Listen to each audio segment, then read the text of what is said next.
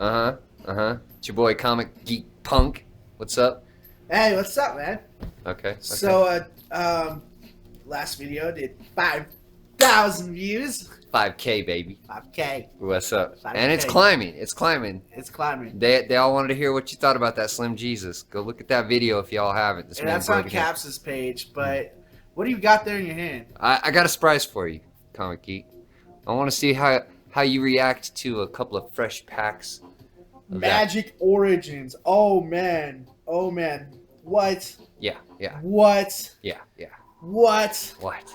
What? So, Dude, I mean, this is cool because they're talking about they're doing the history of the Planeswalkers in this new set. okay. So, I mean, I haven't gotten too much into the backstory. I'm old school when it comes to Magic, and I mean, I started honestly around Mirage Block, Ice Age Mirage Block.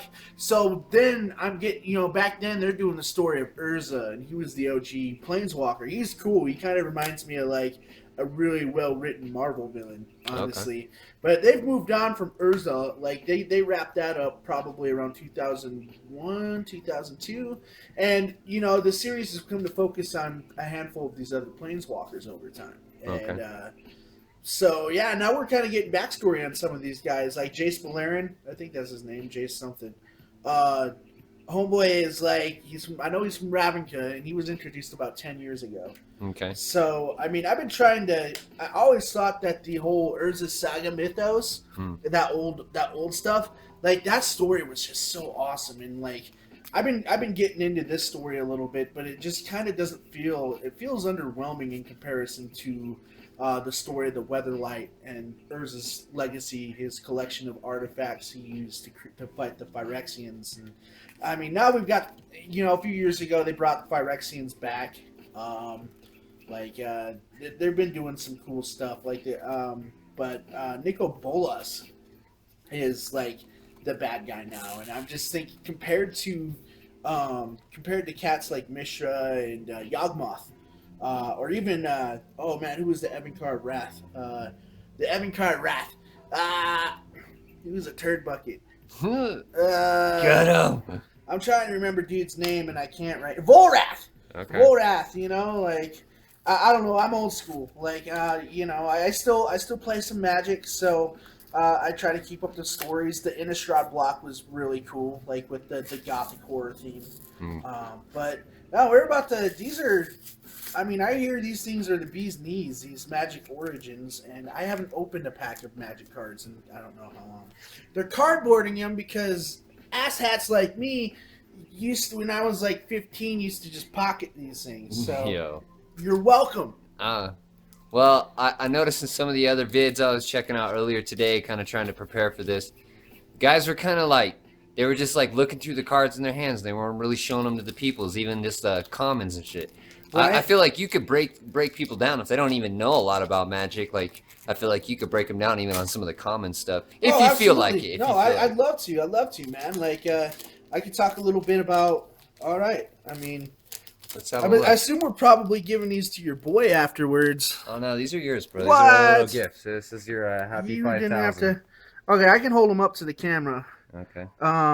This is Night Snare. It's a play on Nightmare. It's a pun. Get it? Night Snare. Target opponent reveals his or her hand. You may choose a non-land card from it. If you do, that player discards that card. If you don't, that player discards 2 cards. Oh, wow. Well, the mana curve sucks. 1 black, 3 colorless. In a booster draft, this would probably be viable for hand control, but you ain't going to see competitive play for something like that. Let's see. What's the next one here? It's about where it can focus. Okay, cool. Now I can see it. Yeah, if you could hold them up right there as you pull them out. Bro, yeah, that's perfect focus. All right, you're good. You're good. So this next one, I've seen this next one before. This next one's kind of old school. I can't remember what block, but it's Aven Battle Priest. It's a flyer, 3/3. 1 white, 5 colorless. When Aven Battle Priest enters the battlefield, you gain 3 life. The mana curve on this guy kind of sucks. I'm trying to remember if I've seen somebody do anything competitively. I've seen some cool stuff where people have cast creatures like this, Uh, and then like blink it out of play, remove from the game completely. It comes back into play. You gain 3 more life. oh, So I've seen some interesting stuff with this. okay. Let's see, next one. Demolish, another old school card. Again, not really competitively viable, but I've seen its uses. It's destroy target artifact or land. Land D, this is your average. This actually for the money, for the mana, you're looking at something like, honestly, wow. Yeah, you're getting bang for your buck, because your average land D is going to be about 4 on the mana curve. But I mean, you also get the option of taking out an artifact if you need it. It's a sorcery, so unlike an instant, I mean, you have to play it on your turn. But most land Ds, my understanding is most land Ds are sorceries anyways, or banned. Automaton, another old school. Oh man, yeah, I can't say old school, but here's Automaton right here. When she comes, let's see, when she enters the battlefield, you can return target enchantment card from your graveyard to your hand. For the mana curve, one white, 2 colorless, or a 2/2, not bad. I've seen people do interesting things with her, for sure. Graveyard recursion stuff. Ooh. Oh yeah, I've ran this one in some elf decks. Elvish Visionary. Okay. Another standby. A lot of these are reprints in this set. I didn't know what I was getting into because I haven't been keeping up with Magic a lot. I like shell out stuff for my sliver deck once in a while, and I've got a couple other decks that I screw around with. But honestly, like I don't play competitive anymore. I just play casually about 2-3 times a year with some friends. But Elvish Visionary, again, this is for the mana curve. It's a 1/1, 1 green, 1 colorless. Chump blocker. It's going to play nice with all your other elves if you're running an elf deck, and it gives you the advantage of card draw. When it enters the battlefield, you get to draw a card. Again, something that you can blink out in certain decks, blink back in, and you're getting extra card draw. Okay. I've seen green-white decks that do that. I think I run a green-white deck that has several of those guys in there. Stratos Walk. Enchantments. Sorry, give me a second to read this one. Enchant creature. When Stratos Walk enters the battlefield, draw a card. Entire creature is flying. Ooh. For the curve, I can't think of a lot of, true competitive uses for this, but this would be killer in draft for several reasons. Well, A, it gives your creature super awesome evasion. Well, I mean, it can only block other creatures. Enchanted creature can block only creatures with flying. Okay. There's a minor drawback there, but ultimately you're getting card draw, and you're lifting forces up over your opponents. So, in a booster draft, maybe. Not bad. Stalwart Even, another reprint, I think. Is this one a reprint? Here, I'm talking like an expert, and damn it, I'm not even sure. Flying. This creature can't be blocked except by creatures with flying or reach. Wow, they've really dumbed down. Honestly, they've really dumbed down the rulings on these cards. Like, they have to, renown one. When this creature, this is a new ability. I'm not familiar with this ability. When this creature deals combat damage to a player, if it isn't renowned, put a 1/1 counter on it, and it becomes renowned. Oh, that ain't bad, especially for the mana curve. It's a 1/3. Oh man, that's pretty awesome. Problem is with it being white, it's open to a lot more. Open to a lot more instant or death-based instants. Black, ultimately, for those of you who don't play Magic, black black creatures tend to not be able to die against black spells. So, I mean, I've seen there's another card similar to this. Like, this guy would be a 2/4 after 1 turn. And I've seen a card almost as good with this.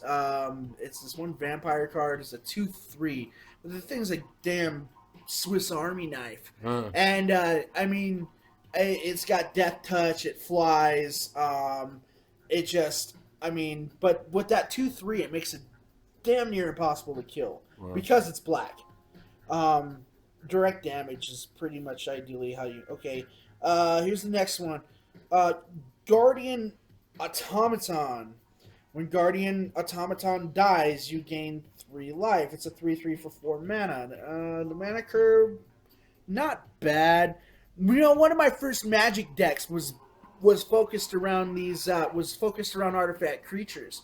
Yoshin Soldier, like it was like a 1/4 for 3, I think it was. I love the art on that card, and I always just loved the idea of playing with robots. And this guy, definitely a robot. The 15-year-old kid in me is kind of digging this guy, but yeah, after playing some competitive, there's not one I could see myself really playing with. Fiery Impulse. Okay, we got some direct damage, and this one I'm not familiar with. I'm gonna read this one out loud. Okay. Fiery Impulse deals 2 damage to target creature. Spell Mastery. If there are 2 or more instant and/or graveyard cards in your graveyard, Fiery Impulse deals 3 damage to that creature instead. Now, my understanding is they've nerfed direct damage a little bit. It used to be like you could cast a direct damage spell and do it to target creature or player. The most powerful, of course, being the 1 casting cost Lightning Bolt, which did 3 to target creature or player, was an instant and was 1 mana.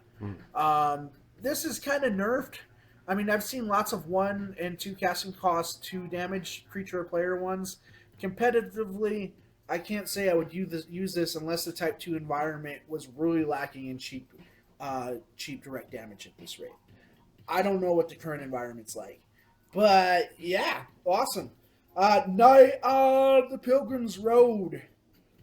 Okay. This is another renowned one. It's a common. This is our last of our commons, it appears.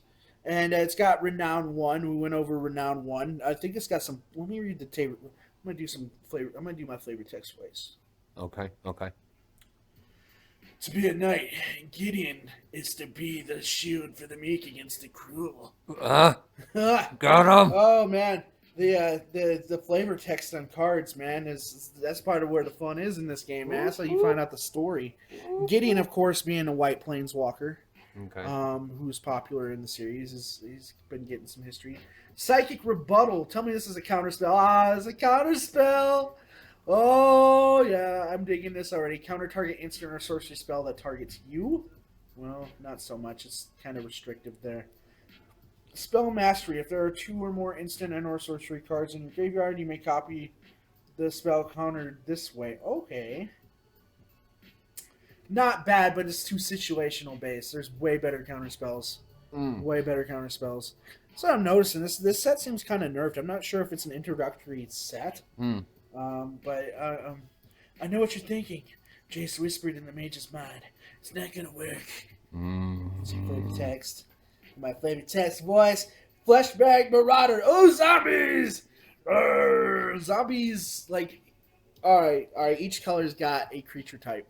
Okay. That pretty much defines it. Actually, several creature types, but whites are going to be humans and knights. Human knights. Green is going to be elves. Red's going to be goblins. Blue is going to be typically wizards. Wizards. And black is defined by the undead. The zombies being the biggest one. Like I said, every one. So, I mean, I hope you're getting some good light on that guy. Yeah. Let's see. When Bag Marauder enters the battlefield, each player sacrifices the creature. For the mana curve, this is pretty sweet. I could run this. I would honestly... the problem is you would have to sack a creature too. But it's good board control, especially in multiplayer. This would... and the thing about zombie decks is, like, if you're playing an aggro black deck for the mana curve and for the power toughness, this probably wouldn't be that bad. Or if you're running a semi-controlled deck where you don't need a lot, but you need cheap creatures and you're running black, this might work just fine. Grixis is a world where the only things found in abundance are death and decay. Corpses, or in part, are the standard currency among necromancers and demons. Brutal. Sentinel of the Eternal Watch. Giant Shoulders. Yeah, giants are a creature type. You typically find them in white, green, or red. I mean, you get some zombie giants in black sometimes. I've never seen a blue zombie, not counting them out, or not blue zombie, blue giant. It's got vigilance. Attacking doesn't cause it to tap. Vigilance was made popular by the Sierra Angel, a very coveted. It's not a super expensive card. It was actually not uncommon, but they only reprint the thing once every 4 years. It's three colorless, 2 white, 4/4 flying vigilance. One of my favorite white cards ever. At the beginning of combat, tap target creature at player's controls. Okay, mana curve. I'm not saying it's worth the mana curve or the vigilance or the ability at this rate. So, unless somebody can prove me wrong. Oh wow, they've got these weird little. Oh wow, they're doing something new with the rares. So here's the rare we just pulled. Infinite Obliteration. Name a creature card. Search target opponent's graveyard, hand, and library for any number of cards with that name and exile them. Creature card. Then that player shuffles his or her library. For 3 black, 1 colorless. This is a lobotomy. This card is awesome. Really? This card is wicked awesome. Okay. Yeah, like honestly, you could screw. I was talking a little bit earlier about my sliver deck. Yeah. Ideally, if a player could cast this turn 2, turn 3, and say name my crystalline sliver, which makes all my slivers. It makes them immune to spells or abilities. You can't target them with spells or abilities. Somebody could totally screw over my deck with a name drop. So I mean, it's a great. I would only run ideally maybe 2 of these in a deck if the environment is creature heavy at a tournament, and then a couple on my sideboard. But for the mana curve, I ain't complaining.